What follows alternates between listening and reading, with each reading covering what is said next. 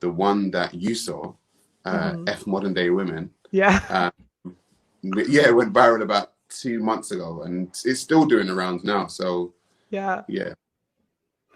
No, it's interesting because a lot of people like think that I would be offended by some of the stuff you were saying in the video. Like I think you called modern women like entitled, uh Narcissistic, yeah, psychopathic. brats. Yeah, spot rats. Yeah, But I grew up with 9 siblings, so I feel like I've heard like every like name someone can call you in the right, book.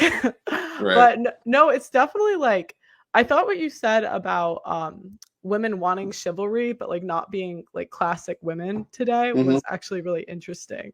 Hmm. Could you talk a little bit more about like what the issues you see with modern day women?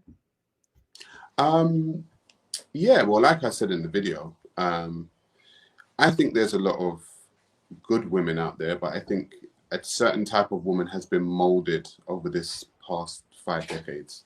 And I feel like a sense of entitlement, um, a sense of narcissism as well, and always needing to be right and never wanting Mm-hmm. to listen. There's a lot of those women. I mean, I, being someone who would call myself part of the quote unquote black community, Mm-hmm. see it quite a lot amongst my community sometimes. And but the thing is, I think this psychology has gone global. I think this type of psychology has gone global. I think a lot of women tend to exhibit these types of behaviors. And I speak to a lot of men. Mm-hmm. I've got a lot of men in my circle, and some of the things they tell me, I'm like, wow. And so I thought, you know what? A lot of people thought that it came from the video actually came from a personal place, but Mm-hmm. it's mostly to do with like what I'm seeing. So yeah, that's why I kind of made the video. Okay. So what do you see as like the cause of these problems? Do you think it's I know you talk a lot about like feminism on your channel. Do Hmm. you see it being feminism or do you see it just like the way society is shifting today? I think feminism, let's say third, fourth wave feminism, has a lot to do with it.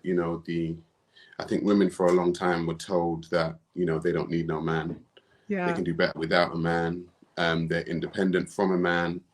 And so what happened then is that I think a lot of society and a lot of the governmental structures started to monetarily incentivize women to be single. Yeah. So you can look at the welfare movement, the movement of welfare. Even in the UK, we have systems where single women can get housing.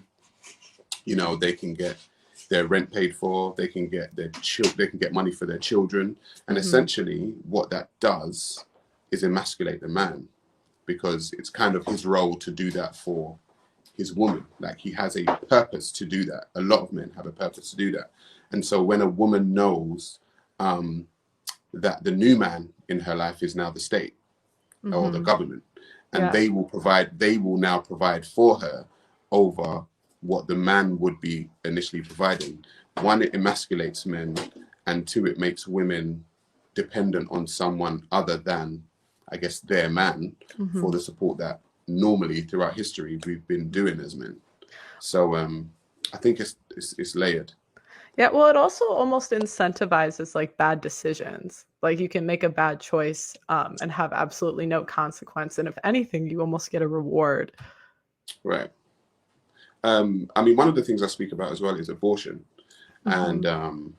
I would I'm what people will call a pro-lifer. I'm not like a staunch pro-lifer where so people always bring in rape or molestation and should a Mhm. woman be able to should she keep a rapist baby or something like that, and I always say no, Mhm. of course not.